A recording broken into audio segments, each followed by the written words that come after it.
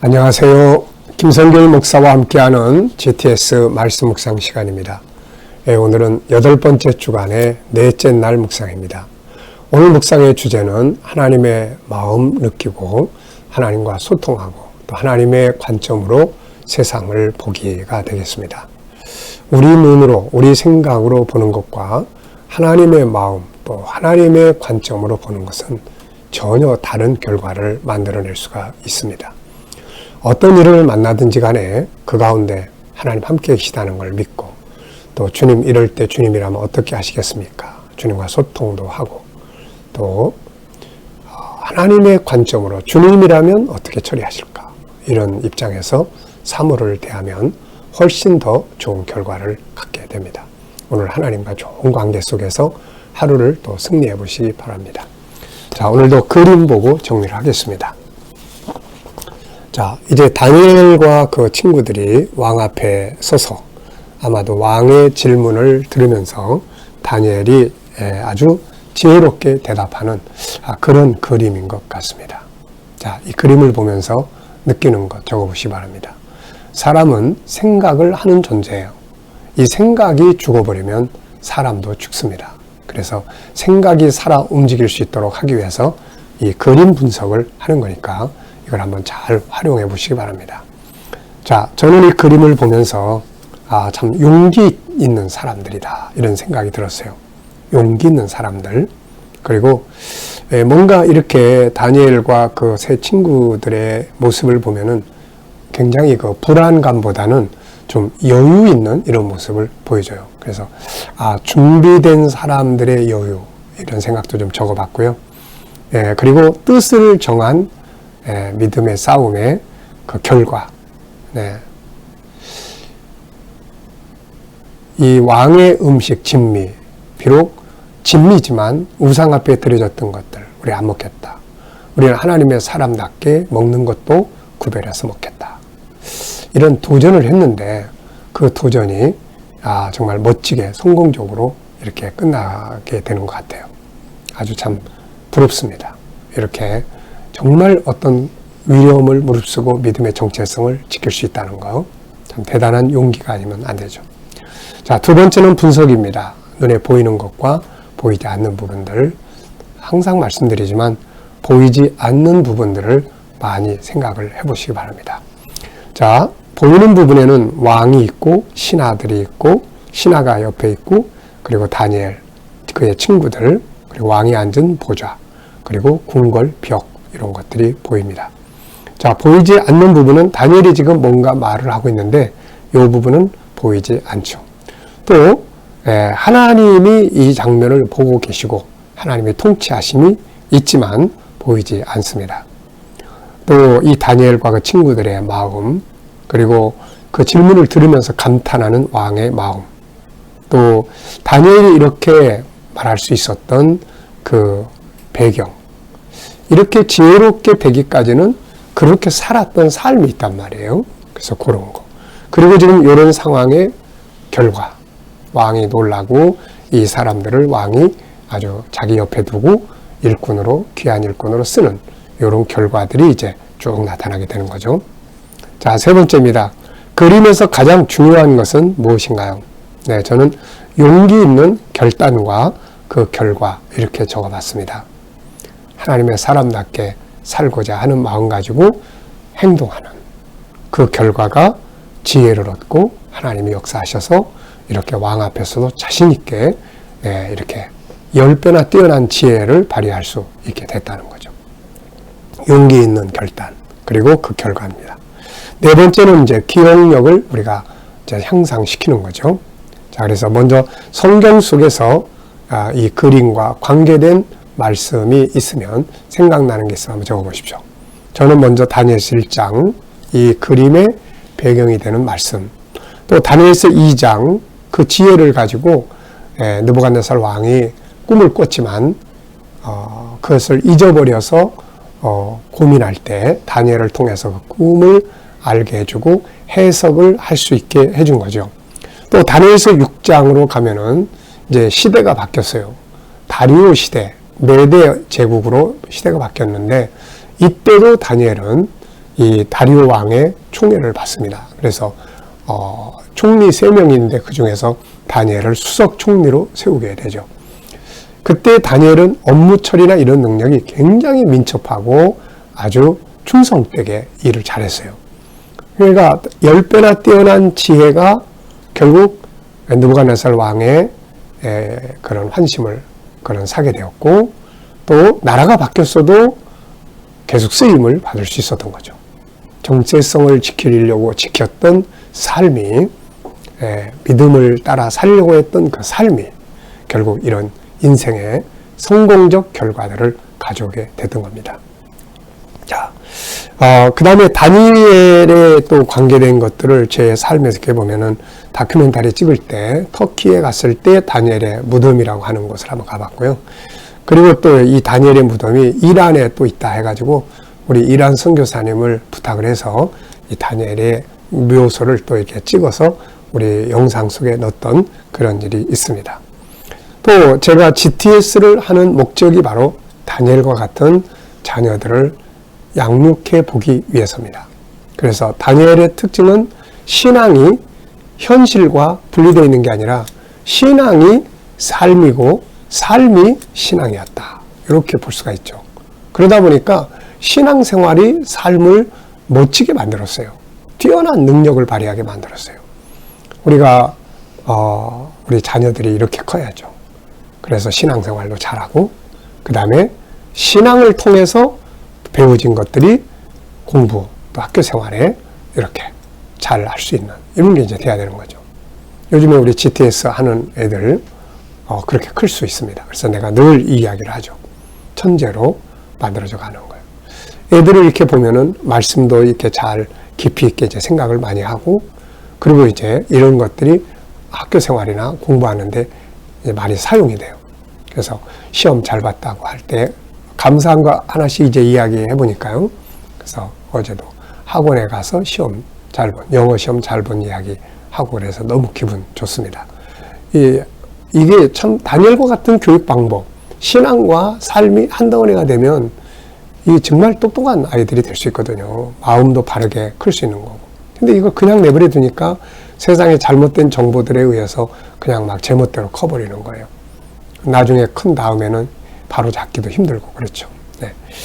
그래서 우리 어린이 GTS가 정말 중요합니다. 꼭 해야 돼요. 네.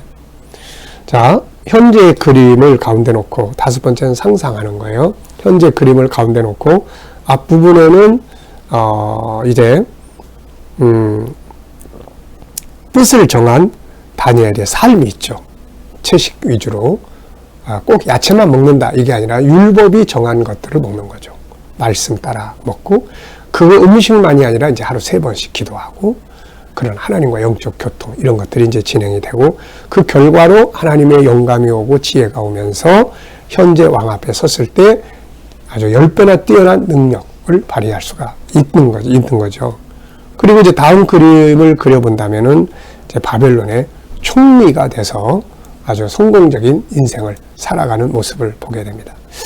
전쟁 포로로 잡혀간 소년이 이렇게 산다는 게 참 쉬운 일이 아닌데, 정말 믿음의 정체성이 이렇게 위대한 성공을 만들어내는 거죠. 자, 본문 말씀 3335 한번 또 읽어보겠습니다. 자, 다니엘서 1장 8절로 21절. 다니엘은 뜻을 정하여 왕의 음식과 그가 마시는 포도주로 자기를 더럽히지 아니하리라고 자기를 더럽히지 아니하도록 헌관장에게 구하니 하나님이 다니엘로 하여금 헌관장에게 은혜와 긍휼을 얻게 하시니라. 헌관장이 다니엘에게 이르되 내가 내 주 왕을 두려워하노라. 그가 너희 먹을 것과 너희 마실 것을 지정하셨거늘 너희의 얼굴이 초췌하여 같은 또래의 소년들만 못한 것을 그가 보게 할 것이 무엇이냐. 그렇게 되면 너희 때문에 내 머리가 왕 앞에서 위태롭게 되리라 하니라.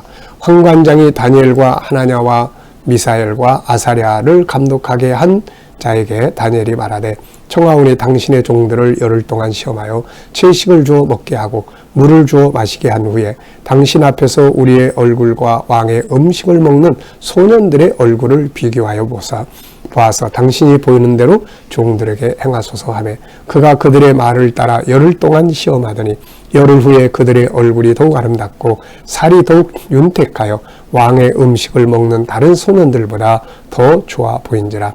그리하여 감동하는 자가 그들에게 지정된 음식과 마실 포도주를 제하고 채식을 주니라.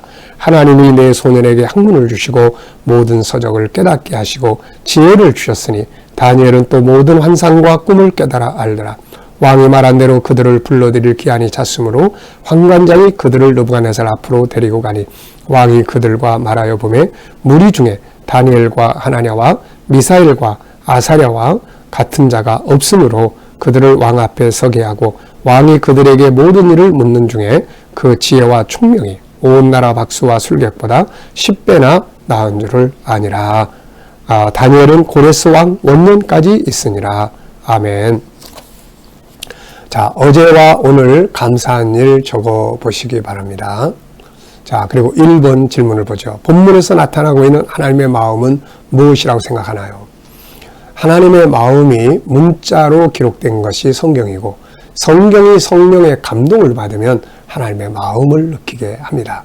자, 본문에 나타나고 있는 하나님의 마음, 하나님의 뜻은 무엇일까요? 저는 믿음의 정체성을 지키기를 바라고 있습니다. 하나님은 우리가 하나님의 사람답게 정체성을 지키고 살기를 바라시죠.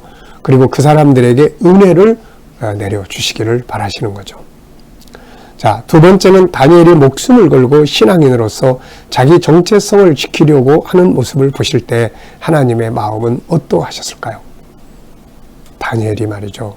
목숨 걸고 하나님의 사람답게 살다가 하나님의 사람답게 죽자 이런 각오를 갖는 모습을 보실 때 얼마나 기쁘셨겠습니까? 그리고 은혜를 주시는 거죠. 왜냐하면 그 일을 감당할 수 있도록 하시기 위해서예요. 그래서 우리가 하나님의 뜻을 이루기 위해서 뭔가 우리가 안타까운 마음으로 뜻을 정하고 하려고 하면 하나님은 그 일을 이룰 수 있도록 은혜를 베풀어 주시게 되는 겁니다. 자, 세 번째는 이러한 다니엘을 돕기 위해서 하나님은 어떻게 일하시나요? 이 내용을 보면은 다니엘이 이제 뜻만 정한 게 아니라 도전을 합니다. 자기들을 관리하는 그 감독관에게 요청을 하죠. 도전을 해야 되는 거죠. 그런데 하나님이 그 사람들의 마음을 감동시켜 주세요. 그래서 포로로 잡혀간 이 소년들의 말에 귀를 기울이게 해주고 그 응답을 들을 수 있도록 해주는 거죠. 이게 이제 하나님이 도와주시는 겁니다. 이게.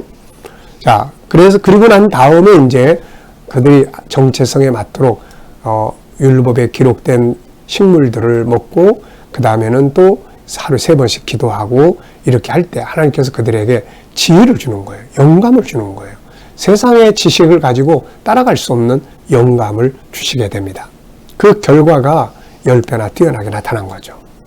자, 이 사건을 보면서 느끼는 것은 무엇인가요? 자, 믿음을 지키기 위한 행동은 하나님이 기뻐하시고 하나님이 역사하신다는 거예요. 그리고 하나님이 돕습니다. 그러니까 우리가 이걸 기억을 해야 돼요. 믿음을 지키기 위해 살다가 손해보면 어떻게 하지? 안 해요. 하나님이 갚아주세요. 하나님이 역사하십니다. 이 믿음을 갖고 정체성을 지켜가는 거죠. 자, 14절로 16절을 보면서 느끼는 것. 14절로 16절은 그 감독관에게 다니엘이 요청을 했더니 다니엘이 감독관이 다니엘의 말을 듣고 그걸 그대로 합니다. 그래서 열흘 동안 시험을 하고 열흘 뒤에 보니까 왕의 진미를 먹는 소년들보다 훨씬 더 얼굴이 좋아 보이는 거죠. 이때부터 이제 감독관이 왕이 정한 음식 포도주를 제하고 채식을 줍니다. 다니엘이 요구한 음식을 주게 된 거죠. 바로 이런 내용을 14절에서 16절까지 다루고 있습니다. 이 속에서 느끼는 것이 무엇인지. 네, 저는 이제 이렇게 적었어요. 어떻게 보면 우상 숭배하면서 맛있게 견딘 걸 많이 먹고 하는 사람보다 하나님 중심으로 사는 사람이 나중에 더 좋아진다. 더 좋아진다. 네. 또 어떻게 보면 우리가 더 좋아져야 된다 하는 것을 느끼게 됩니다. 우리 예수 믿는 사람들이 안 믿는 사람들보다 참 더 좋아이죠. 얼굴도 항상 더 밝고 더 희망적이고. 네. 자, 질문 2가지 이렇게 적었습니다. 첫째, 열흘 동안 시험해 본 결과는 어떠했는가? 오히려 차이가 났죠. 훨씬 얼굴이 더 좋아졌고. 두 번째, 15절이 주는 교훈은 무엇인가? 네. 15절은 열흘 후에 그들의 얼굴이 더욱 아름답고 살이 더욱 윤택하여 왕의 음식을 먹는 다른 소인들보다 더 좋아 보인지라. 앞서 말씀드린 것처럼 믿는 자의 삶이 안 믿는 자의 삶보다 더 좋아 보여야 된다. 뭐 돈이 더 많고 적음의 문제가 아니라 얼굴에 나타나는 모습, 오고 가는 대화의 모습, 살아가는 삶의 행복 지수, 이런 게 훨씬 더 안 믿는 사람들보다, 우상 숭배자들보다 더 좋아야 되는 것이죠.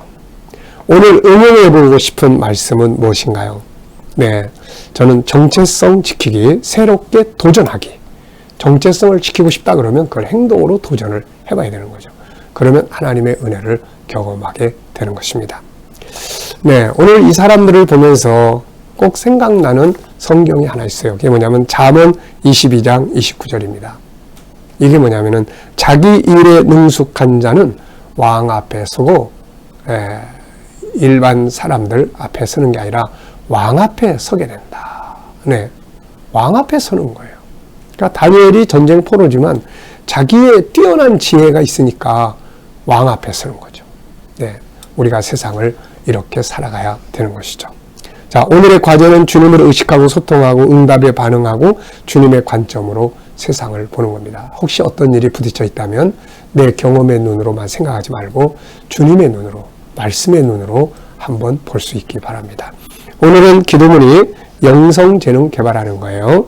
하나님과 소통하고 하나님의 뜻을 따라가고 하나님의 것을 구별하고 성경을 사랑하고 십자가와 천국을 잘 알고 올바른 정체성을 갖고 올바른 가치를 살고 행복한 삶을 만들고 문제 해결하는 능력을 키우기가 되겠습니다. 자, 오늘도 묵상과 함께 정체성을 생각하면서 오늘 하루도 승리하는 하루가 되시기 바랍니다. 자, 기도하겠습니다. 주님 감사합니다. 오늘도 묵상으로 하루를 시작합니다. 주신 말씀 잘 기억해서 오늘도 승리하게 하시고 어디서 무엇을 하든 나는 하나님의 사람이라고 하는 정체성을 기억하고 그것을 지켜가게 하여 주옵소서. 오늘 하나님 영성재능이 잘 개발되게 하여 주옵소서. 우리 성도들, 우리 자신 또 우리 자녀들에게 하나님과 소통하고 하나님의 뜻을 따라가며 하나님의 것을 구별하고 성경을 사랑하고 십자가와 천국을 잘 알고 올바른 정체성을 갖고 올바른 가치를 살며 행복한 삶을 만들고 문제를 해결하는 능력을 키우는 삶이 되게 하여 주옵소서. 아버지, 오늘도 우리 자녀들 중에 친척들 중에 이웃들 중에 믿지 않는 자들 돌아와 구원받게 하여 주시고 우리 자녀들과 성도들 오늘 머무는 곳에 하나님이 오미크론 이 코로나에서 안전하게 보호하여 주시옵소서. 이 코로나의 바람이 무사히 다 통과할 때까지 지켜주시고 또 저희들이 믿음으로 일하는 직장과 사업장들이 형통케 하시며 치료받는 성도들은 모든 질병에서 자유하게 하여 주옵소서. 오늘 이 나라와 민족이 함께 하시고 나라의 대통령을 선거하는 날이 가까이 옵니다. 하나님 원하시는 사람이 세워지게 하여 주시고 또 온 세계 곳곳에 있는 선교사님들과 저들의 사역 가운데 함께하여 주옵소서. 감사하며 예수님의 이름으로 기도하옵나이다. 아멘.